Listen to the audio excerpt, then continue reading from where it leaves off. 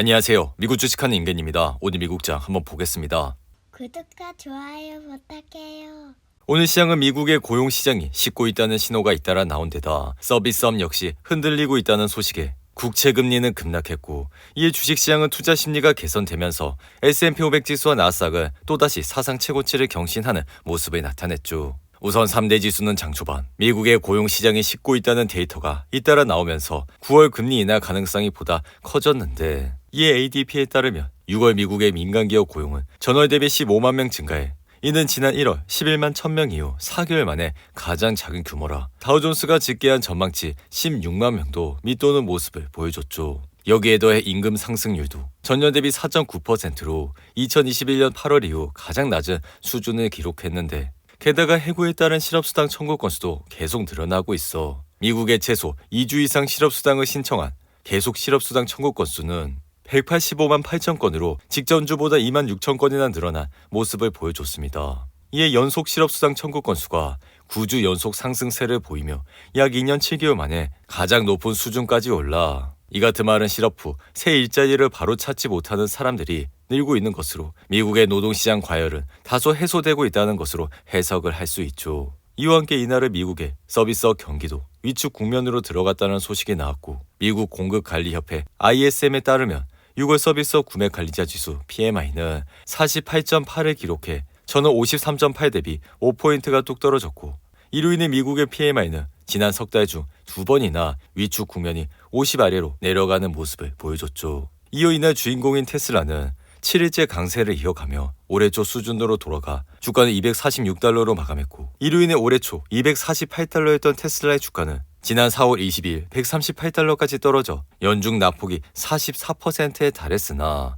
이후 194달러까지 오른 뒤 막스권에서 행보하다 지난 6월 하순부터 완연한 강세 흐름으로 돌아서는 모습을 보여줬죠. 이로 인해 테슬라의 시가총액도 7,721억 달러 수준으로 회복되며 시가총액은 전 세계 12위까지 올라왔는데, 여기에는 전날 테슬라가 발표한 2분기 인도량 실적의 영향을 크게 준 것이라 할 수 있습니다. 이에 테슬라의 지난 2분기 인도량은 44만 3,956대로 지난해 동기 46만 6,140대 대비 4.8% 감소했으나 시장의 평균 예상치 43만 8,019대를 웃도는 모습을 보여줘 주가는 급등세를 탔고, 여기에 더해 테슬라는 2분기에 9.4기가와트시의 에너지 저장 장치 제품을 판매, 이는 분기별 실적으로 역대 최고 수준이라 할 수 있죠. 이에 테슬라의 주가는 전날 10% 이상 상승을 하면서 231달러까지 올라왔지만 이날도 상승세를 타 단번에 246달러까지 올라왔고, 전날의 인도량 데이터는 다가오는 7월 2분기 실적을 대변하는 결과라 테슬라의 주가는 연일 상승세를 타고 있다 할 수 있습니다. 이에 줄곧 테슬라를 다가오는 2분기 실적을 확인을 하시고 투자를 하셔도 늦지 않다 말씀을 드렸지만, 테슬라의 주가는 보름을 참지 못하고 급등세를 타고 있고, 개인적인 투자 원칙으론 기업의 매출이 성장세를 보여주지 않는 것보다 매출의 성장세와 주당 순이익의 성장이 뒷받침돼야 투자를 하는 스타일이라, 이로 인해 테슬라의 주가를 다가오는 2분기 실적을 확인을 하시고 투자를 하시라고 말씀을 드린 바가 있죠. 여기에 더해 테슬라의 주가는 올해 줄곧 하락세를 보여왔고, 이러한 하락세의 주식을 지속적으로 매수하시는 것보다 연이 신고가를 갱신하면서 매출과 주당 순이익이 폭발하는 그런 기업을 선호한다 할 수 있는데, 하지만 테슬라의 주가는 아랑곳하지 않고 상승을 하면서 이번 주 최고의 핫한 주식으로 자리를 잡았고, 테슬라가 급등한 또 다른 배경으론 테슬라는 2023년 전 세계 연간 판매량 100기가와트시 중 15기가와트시를 판매했지만 2024년에는 2분기에만 9.4기가와트시의 배터리 저장 장치를 판매했기 때문인데,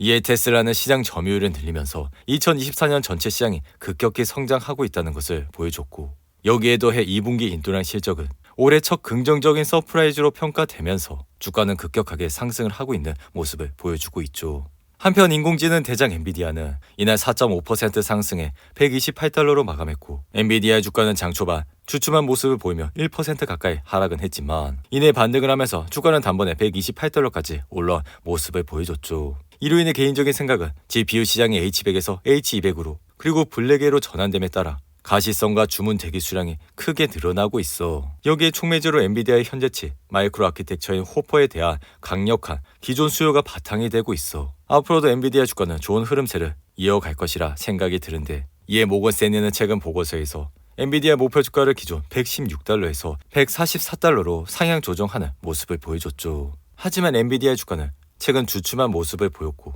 전날엔 1.3% 이상 하락해 주가는 5월 초 이후 처음으로 20일 이동 평균선까지 내려온 모습을 나타냈는데 이로 인해 엔비디아 같은 급등주는 20일 이동 평균선이 핵심 지지선이라 할 수 있으며 이렇게 20일 이동 평균선에서 반등을 했다는 것은 엔비디아에 좋은 호재로 작용을 할 수 있을 것이라 생각이 드는데 이의 개인적인 생각은 AI는 궁극적으로 모든 작업에 25%를 자동화하고 향후 10년 동안 미국의 생산성을 9%, GDP 성장률을 6% 증가시켜 이에 그동안 AI에 노출된 작업에 자동화가 비용 효율적이진 않지만 새로운 기술에서 종종 그랬듯이 이러한 것은 시간이 지남에 따라 비용 역시 감소할 것으로 예상이 되는데 이로 인해 현재 시장은 인공지능 열풍에 힘입어 S&P 500 지수와 나스닥은 사상 최고치를 기록하고 있고 그럼에도 불구하고 일각에선 AI 랠리가 2000년대 닷컴 버블을 연상시킨다는 지적 또한 나오고 있죠. 이로 인해 S&P 500은 이날 다시 한번 상승하면서 5537선까지 올라왔고 이는 지난 2022년 10월 이후 최저치 대비 50% 이상 상승한 모습을 나타냈는데 덩달아 기술주 중심의 나스닥 지수 역시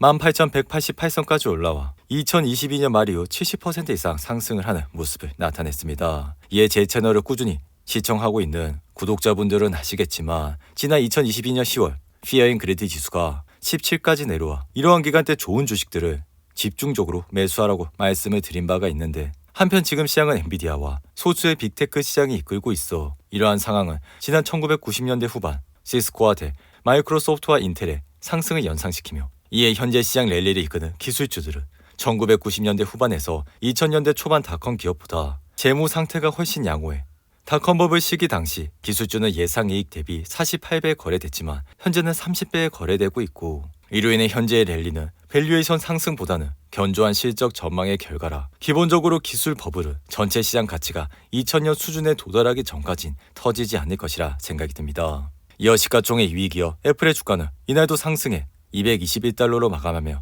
다시 한번 사상 최고치를 기록했고 지속적으로 말씀을 드렸듯이 애플은 지난 1년간 190달러에서 170달러 사이의 박스권에 머물며 반등을 꾀하고 있었고 WWDC 이후 전고점을 깨면서 그 이후 주가는 지속적으로 상승을 할 수 있을 것이라 말씀을 드린 바가 있죠. 이어 시가총액 1위 기업 마이크로소프트 역시 이날 0.32% 상승해 다시 한번 사상 최고치를 기록하며 460달러로 마감했고 마이크로소프트 역시 전형적인 상승의 패턴을 가지고 있는 기업이라 고점과 저점의 폭이 점점 줄어들고 있어 이러한 패턴은 전형적인 상승을 하는 패턴이라 말씀을 드렸고 이후 주가는 지속적으로 상승세를 타고 있는 모습을 나타내고 있습니다. 한편 가상화폐 대장 비트코인은 페드의 피벗이 지연되고 있는 가운데 시장에 물량이 쏟아질 것이란 우려가 번지며 다시 한번 59,000달러대까지 내려왔고 이에 코인베이스의 주가 역시 이날 1% 이상 하락해 224달러까지 내려오는 모습을 나타냈죠. 이로 인해 비트코인의 최근 힘을 못 쓰고 있는 이유는 매도 악재가 줄줄이 잇따르고 있기 때문인데 우선 2014년 해킹 공격을 입고 파산한 일본 암호화폐 거래소 마운트 곡스의 매도 압력이 커지는 것과 미국 정부는 압류한 비트코인을 코인베이스로 옮기면서 이러한 많은 비트코인이 앞으로 대규모로 시장에 나올 수 있어 비트코인은 연이 흔들리는 모습을 나타내고 있습니다. 오늘도 8분이 넘는 긴 영상 끝까지 시청해 주셔서 감사하고요. 가시기 전에 구독과 좋아요 잊지 마시고 그럼 저는 다음 영상에서 찾아뵙겠습니다. 감사합니다.